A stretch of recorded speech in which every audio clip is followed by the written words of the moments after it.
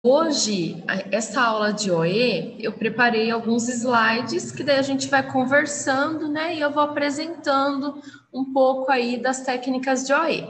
Mas para as próximas aulas, a gente pode ir vendo qual é o melhor método, se vocês acharem melhor eu ficar na lousa, ou, sei lá, só eu mesmo falando, a gente vai conversando, tá? Eu vou testando várias maneiras aí para vocês me falarem qual vocês acham melhor, tá? Para a aula não ficar cansativa.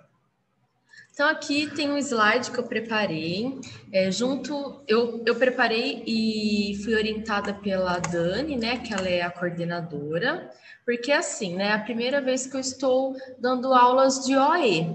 Eu trabalhava já em uma escola, em tempo integral, lá na Barra Bonita, mas OE eu não tinha dado nenhuma vez. E esse ano, eu só vou ministrar essas aulas de OE durante o período de aulas online, tá? Então, por enquanto, a gente sabe que o mês de fevereiro todo vai ser online, então eu fico com OE. Se por um acaso voltar para o presencial, vocês terão outra professora de OE, tá? Então, só para a gente se acertar, fica, né, certinho isso. Por que, né, essa troca? Porque no presencial eu tenho aula de PE, né, de práticas experimentais. Como não tem aula de PE no online, né, a gente não faz, para não ficar muita aula para os outros professores, aí a gente faz essa troca, certo? E o que eu vou falar de OE, né, nesse começo de ano? A gente vai ver uma técnica que dá para usar bastante nas ciências exatas. Então, eu vou falar de algo que eu conheço, que eu entendo, né, para vocês poderem aprender direitinho, beleza? Durante a explicação, se alguém tiver dúvida, pode ir perguntando, vai me parando, tá? Aí eu vou tirando a dúvida de vocês. Se tiver vergonha, manda a pergunta no chat, no privado, que eu leio, tá? Não tem problema, não. Então, orientações de estudo, meu nome é Natália, né? Eu já me apresentei lá no grupo da sala. Eu sou professora de matemática da segunda série C e da segunda série D. Eu dou aula na segunda série já tem um tempo, né? Para organizar para as aulas de matemática, conversei bastante com a professora Fernanda, porque ela também dá aula no segundo, e a gente tem alguns métodos muito parecidos. Até porque a Fernanda me deu aula de matemática, então eu me inspirei muito nela. Então vai ser bem bacana a gente dividir aí as salas do segundo para dar aula. Então, sobre OE, né? O que a gente pode falar de OE? Por que a gente tem aula de OE, né? Para que serve as técnicas que a gente vê lá na aula? Até o ano passado, vocês viram técnicas do tipo, né? Teve grifo, palavra-chave, marginalia, não sei se vocês viram também mapas conceituais.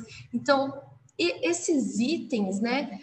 Um vai puxando o outro. Então, quando a gente aprende grifo, né, a gente já liga com as palavras-chave, porque a gente vai grifar algo que está se destacando no texto, né? E vocês vão perceber que isso que se destaca acaba se tornando, a gente consegue tirar algumas palavras-chave, tá? E a marginalia para fazer a anotação. Com essas informações que a gente tira de um texto, a gente consegue fazer um mapa conceitual, porque o mapa conceitual ele vai ter um conceito e explicações, né, ao redor dele. Então, esse mapa conceitual, a gente precisa ter entendido muito bem, né, o conceito, o texto que a gente leu, a história que a gente leu, a informação que a gente leu, para poder resumir num mapa conceitual, tá? Então, essas técnicas de OE, elas servem para a gente aprender e exercitar, né, para poder estudar os componentes curriculares. Então, para todas as disciplinas que a gente tem, a gente consegue aplicar as técnicas de OE, tá bom? E o que a gente vai ver, então, nesse primeiro mês de aulas, né? Qual técnica? Como eu já disse para vocês, a gente vai ver a técnica Peraí. Tá lento aqui. Esquema. Então, a primeira técnica que a gente vai ver, começando agora em fevereiro, é esquema. Esquema é uma palavra que vem do latim e do grego, que significa forma, figura. E o esquema, ele é uma representação, a gente pode utilizar chaves, né, que é aquele símbolo matemático assim, para indicar conjunto. A gente pode usar setas, retângulos, numerações ou tópicos, tá? E o esquema, eu até peguei esse resuminho aqui que eu encontrei no livro que a gente utiliza para preparar a aula, que eu achei super interessante, né? Esquematizar é fazer com que o texto fique visualmente com algo parecido a um esqueleto, um alicerce. É o ato de retirar somente as ideias principais, sem quase nada mais. É essencialmente visual e assemelha-se aos mapas mentais ou conceituais. Por que eu coloquei essa informação, né? Porque, assim, esquema e mapa conceitual são coisas totalmente diferentes. Quando vocês fizeram, né, o ano passado, alguns mapas conceituais, eu não estou falando besteira, não, vocês fizeram, né, mapa conceitual? Usaram bastante? Sim, a gente fez. Ah, então tá. Vai que eu tô falando aqui, vocês não usaram, né? Então tá bom. Então, e tem bastante na internet também, quando a gente procura algum conceito, né, algum conteúdo, nossa, tem vários exemplos. Eu gosto bastante de fazer mapa conceitual. Vocês vão perceber esse ano nas aulas de matemática que eu faço, pelo menos um por bimestre eu acabo fazendo, tá? Eu acho mais fácil, assim, para estudar. Então, assim, qual que é a diferença do mapa conceitual para o esquema, assim, né? A gente comparando. Então, mapa conceitual. Normalmente, a gente coloca o conceito, né, no centro e vai indicando, pode ser por flechas, ou então vai fazendo balãozinho, né, desenhos. A gente vai indicando ligações com esse conteúdo. Então, vamos supor que a gente vai falar de função do primeiro grau, né? Então, a gente escreve assim, função do primeiro grau e vai fazendo as indicações. Ah, o que é uma função do primeiro grau? Como pode ser o gráfico da função do primeiro grau? As análises da função do primeiro grau, se o gráfico é crescente ou decrescente, onde é positivo, onde é negativo. Então, dá para colocar várias informações. Tá? Eu estou falando, dando um exemplo de matemática, que é onde é minha área, né? E agora, o esquema, ele não vai ter tanta informação. A gente só vai pegar as palavras-chave. Então, só alguns significados, algumas palavras, alguns termos e montar. Então, assim, o esquema é como o esqueleto mesmo, né? É coisa bem simples, é só uma estruturinha ali e pronto, tá? Não é que nem o mapa conceitual que ele é recheado de informações. Tá? Então, essa é a diferença. O esquema é super simples, é só colocar as palavras-chave mesmo, sem nenhuma indicação, e o mapa conceitual, ele é mais recheado de informação. E por que, assim, né? Por que a gente precisa estudar o esquema? Porque na hora que vai comparar, parece que o mapa conceitual, então, é bem melhor, né? Mais recheado de informação. É porque o esquema, ele serve bastante para vocês fazerem resenha, né? E resenha é a próxima técnica de OE que vocês vão aprender. Se não é a próxima, é esse ano. Então, a resenha, quando a gente sabe fazer esquema a partir de um texto que a gente lê, um filme, um livro, né? A gente faz um esquema para poder organizar as ideias e depois fazer uma resenha, tá? Então, tem tudo um porquê. A gente não está criticando o esquema porque ele não tem informação, pelo contrário, né? Ele vai trazer muitas palavras ali que na hora que a gente for fazer a resenha vai facilitar. Então, vamos lá. Alguns exemplos de esquemas, né? Eu coloquei aqui só uma figura para a gente perceber como que é a carinha do esquema. Então, essas caixinhas aqui são caixas de texto, né? Então tem a informação e as setinhas aqui, né, indicando. Então ele é bem simples, tá? É só a caixinha com a informação e setas. A gente pode ter setas ou só as linhas de ligação, tá?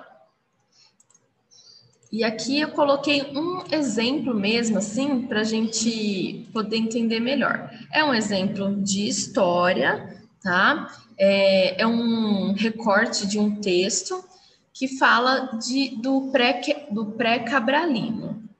Então, vamos lá, né? Sobre a história do Brasil. É um período pré-cabralino. Então, estudos de historiadores e pesquisas arqueológicas revelam que no período anterior a 1500, as terras brasileiras já eram habitadas por outras civilizações. Os primeiros nativos deixaram vestígios como pinturas rupestres, fósseis e alguns utensílios que demonstram que muito antes dos portugueses chegarem ao Brasil, já existiram sociedades complexas e não apenas tribos primitivas, como durante muito tempo se acreditou. Por volta de 1500, a região era habitada por grupos étnicos como os Tupi-Guarani, Macro-G e Aruac. Então, assim, né, se a gente for resumir essa história, né, então qual que é o assunto principal, qual que é o tema principal desse recorte, né? É a história do Brasil, né, mais precisamente o período pré-cabralino, tá? Então aqui a gente está falando sobre a história do Brasil, período pré-cabralino, por isso que é a primeira informação que vai aparecer. Aí depois disso, o que vem, né? Uma parte mais específica. Então ele está falando do quê? De antes de 1500, de umas sociedades mais complexas, né? Porque ele fala aqui, ó, e alguns utensílios que demonstram que muito antes dos portugueses chegarem ao Brasil, já existiram sociedades complexas e não apenas tribos primitivas. Então, agora ele vai falar de sociedades complexas que existiram nessa época, nesse período. E quais são essas sociedades complexas que existiram, né? Ó, grupos étnicos como os Tupi-Guarani, Macro-G e Aruac. Então, Macro-G, Aruac, Tupi-Guarani. Então, essas são as informações principais desse recorte de texto. A gente precisa ficar falando que historiadores, pesquisas arqueológicas revelam que no período... Precisa falar tudo isso, precisa falar que deixaram vestígios, que tinha pinturas rupestres, fósseis, os utensílios, isso, né, que trouxe as informações de que existiram outros grupos étnicos. Não, não precisa falar de tudo isso. A gente retirou do texto, né, as palavras mais importantes e fez, então, o esquema, tá? Agora, se em vez de fazer um esquema, a gente quisesse fazer um mapa conceitual desse período pré-cabralino, então como que ficaria, né, se fosse um mapa conceitual?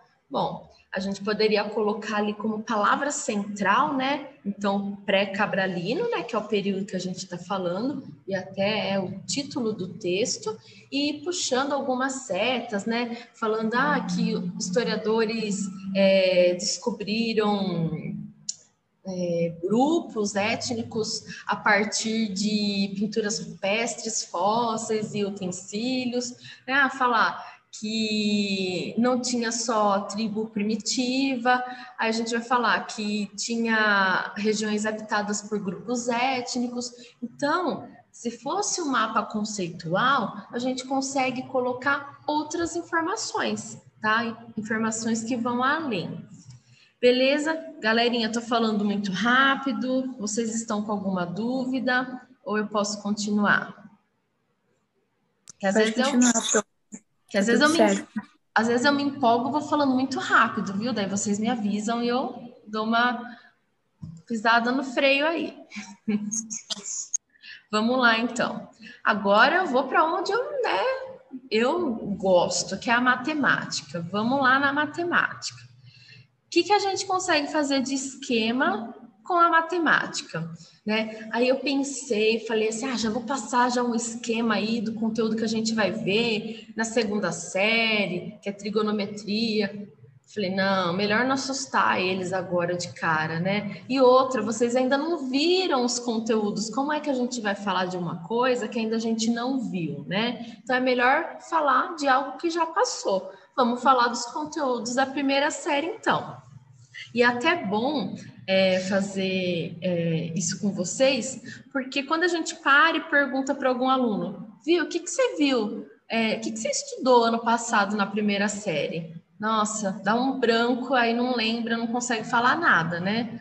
Mas agora vocês vão perceber o quanto, né, de conteúdo matemático a gente estudou ano passado, tá? Então, assim, ó, vamos fazer um esquema com os conteúdos de matemática estudados na primeira série? Então, no primeiro bimestre, né, quando começou, ano passado vocês tiveram aula com o professor Tiago, né?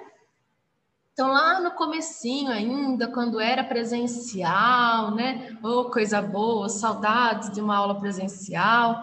Então, lá no presencial, a gente viu, então, sequências, progressão aritmética, a famosa PA, né?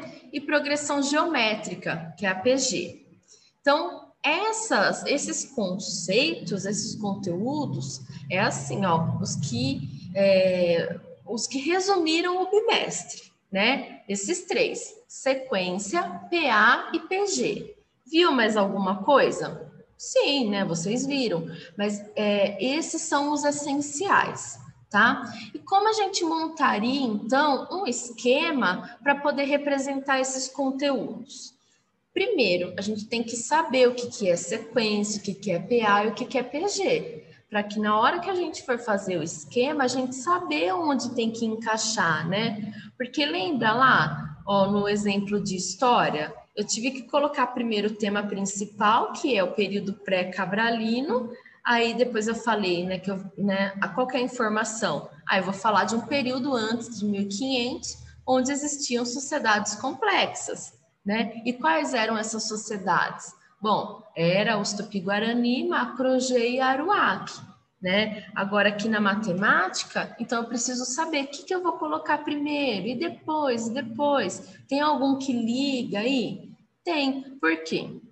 Primeiro, vocês aprenderam sequências, então tinha vários tipos de sequências, né? Não sei, pode ser que o professor tenha até passado sequências de figuras, né? Às vezes na internet vocês acham qual é a próxima figura, né, da sequência, né? Que daí é uma sequência lógica. Então tem vários tipos de sequência. E essas sequências, ela às vezes vai somando algum número, ou vai multiplicando, ou vai para um número positivo, um negativo, um positivo, um negativo. Aí tem algumas sequências, essa sequência aqui são números que começam com a letra D, né? Então, é só número que começa com a letra D, né, na hora de falar. Então, tem vários tipos de sequência, tá? Só que tem algumas sequências que são especiais, que é o caso da PA e da PG. A PA, né, progressão aritmética, é quando a gente vai de um termo para o outro, a gente vai somando um número, né, ou subtraindo. E a PG é quando de um termo para o outro, a gente vai multiplicando um número, né, ou dividindo. E esse número que a gente vai somando, que vai multiplicando, é chamado de razão. Mas aí na hora de escrever esse esquema, eu preciso falar que vai somando, que vai subtraindo, multiplicando, que tem a razão, que tem os tipos de sequência? Não, porque a gente só coloca no esquema o que é essencial, tá? O que é palavra-chave. Então aqui, o que eu coloquei aqui no esquema que eu montei? Primeiro bimestre, que é, né, o bimestre que a gente vai falar. Aí qual que é o assunto principal? Sequência, né? E depois que a gente vê sequência, a gente aprende então que tem algumas sequências que são PA e algumas sequências que são PG, tá? Então vocês viram o tanto de coisa que eu falei e o que dá para resumir, porque a gente só coloca o essencial, certo? Só uma coisinha, um parênteses aqui. Esses slides que eu estou mostrando, eu já disponibilizei lá no Classroom, tá? Eu criei uma pasta lá de OE e coloquei o material lá. Toda vez que eu colocar só como material, vocês vão perceber que não tem como vocês enviarem nada. Então, não precisa me enviar nenhuma anotação, nada do tipo, certo? Quando tiver que me enviar, tirar foto, postar lá no Classroom, eu sempre vou avisar vocês. Mas se tiver dúvida, depois vocês vão me perguntando, tá? Vamos lá, então, voltando, né? Então, do primeiro bimestre, foi essa ideia aí que eu tive, né, em relação aos conteúdos. No segundo bimestre, que daí já começou as aulas online, né, o ano passado, vocês viram funções. Então, tinha a função do primeiro grau, do segundo grau, vocês viram também proporcionalidade direta e inversa, né? Que falava assim, esse é proporcionalmente direto ou indireto, enfim. E relação entre duas grandezas. Aqui agora, para confundir um pouquinho, eu não coloquei na ordem, tá? Para a gente poder ter a ideia aí e pensar, né? O que vem primeiro? Bom, função do primeiro e do segundo grau. A função do primeiro grau é quando o gráfico é uma reta, né? E a função do segundo grau é quando o gráfico é uma parábola. Proporcionalidade direta e inversa. Bom, quando é proporcionalmente direto, é se um cresce, o outro também cresce. E o inverso, né, acontece o contrário. Enquanto um está aumentando, o outro lado está diminuindo, certo? E relação entre duas grandezas, olha, se a gente for dar exemplo aqui, eu vou dar um exemplo só, que é o basicão, que sempre é falado quando chega nessa parte de conteúdo, né, na matemática, que é o exemplo do táxi, né? Eu vou fazer uma corrida de táxi, então como que vai ser cobrado o preço, né? Tem um valor fixo lá, a taxa que ele cobra, né, que o motorista cobra, e tem um valor ali que ele vai ser relacionado ao quilômetro rodado. Então, quanto mais eu andar ali, né, maior vai ser o valor que eu vou pagar. Então, essa relação de preço com quilômetro é uma relação entre duas grandezas, né? Preço vai depender de quem? Do quilômetro rodado, tá? Eu falei táxi, mas o Uber também é a mesma coisa, né? Hoje a gente tem mais costume de andar de Uber do que de táxi. Mas essa é a ideia. Agora, por exemplo, o ônibus, né? Se a gente for andar de circular aqui em Jaú, é uma relação entre duas grandezas? Não, porque não importa o lugar que você pegar, né? Você vai pagar o mesmo valor do circular. Então, não importa se você pegar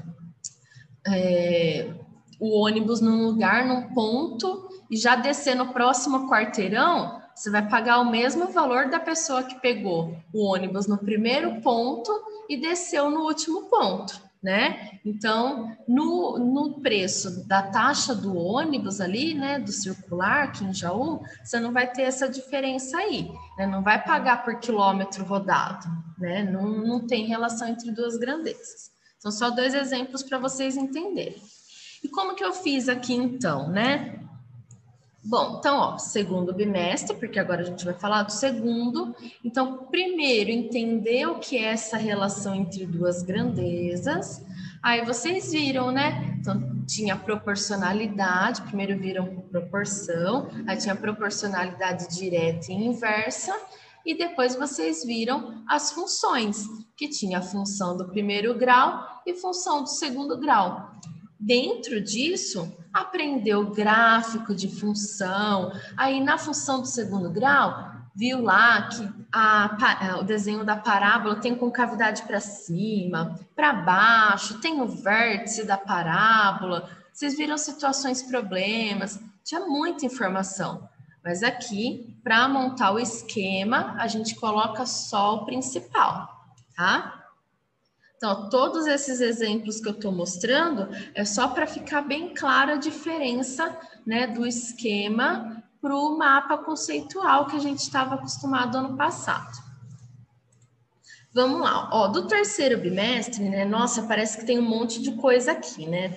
Mas não é, porque a gente viu duas funções e essas duas funções tinham coisas parecidas, assim, para a gente aprender, né? Então, tinha a função exponencial e a logarítmica.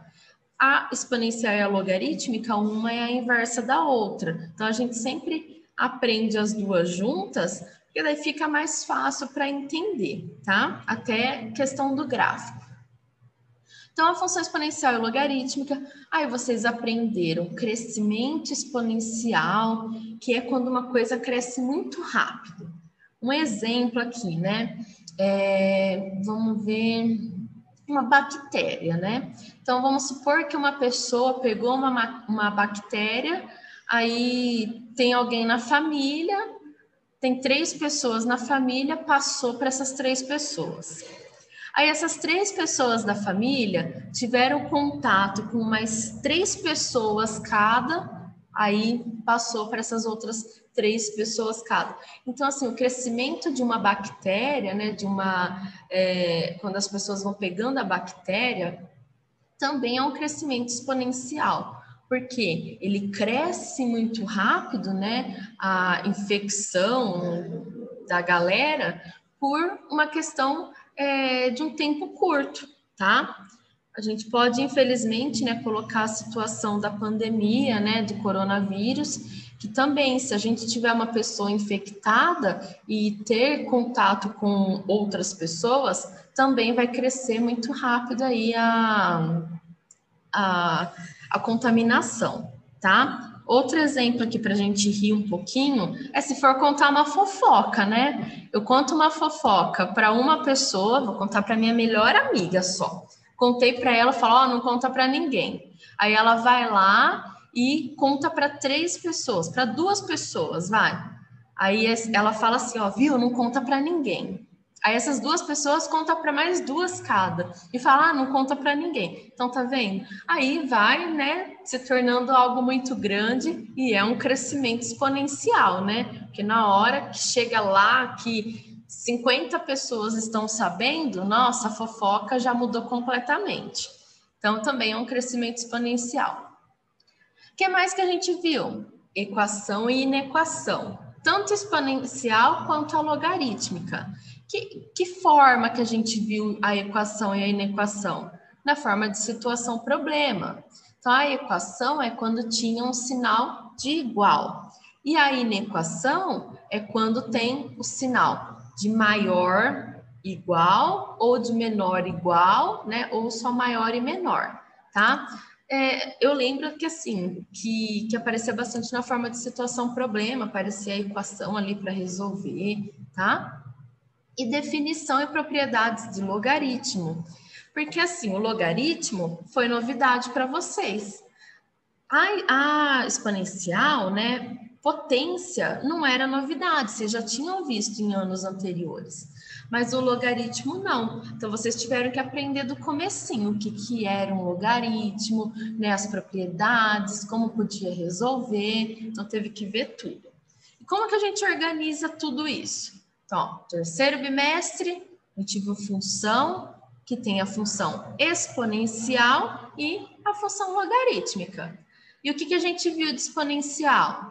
Crescimento exponencial, equação e inequação. E o que a gente viu de logarítmica? Definição e propriedades, equação e inequação. Que nem aqui, equação e inequação, poderia até colocar junto, né? Num retângulo só, escrevi os dois, que não tem problema. Aqui também, ó, em vez de eu escrever função exponencial, função logarítmica, eu poderia já fazer direto, né? Tirar esse daqui de função e já escrever função aqui em cima do exponencial e do logarítmico. Também é outro jeito de fazer. Quanto mais a gente resumir no esquema, melhor ele fica, tá? Só que lembrando que a gente tem que saber o significado de cada palavra que tá ali, né? Quando eu falar exponencial, o que eu tô querendo dizer, tá? Essa é a ideia. E para a gente terminar, no quarto bimestre, mudou um pouquinho, né, o conteúdo. Aí vocês viram algumas coisas que tinha em anos anteriores, né? E também aprenderam algumas novidades aí. Então, assim, eu já vou até abrir aqui, ó, o esquema para a gente entender melhor. Então, ó, razões trigonométricas no triângulo retângulo. O que são as razões trigonométricas? É o seno, o cosseno, a tangente. Tem também o teorema de Pitágoras. Por quê? São as medidas do triângulo retângulo que a gente consegue fazer alguma relação, tá? Então, um vai depender do outro.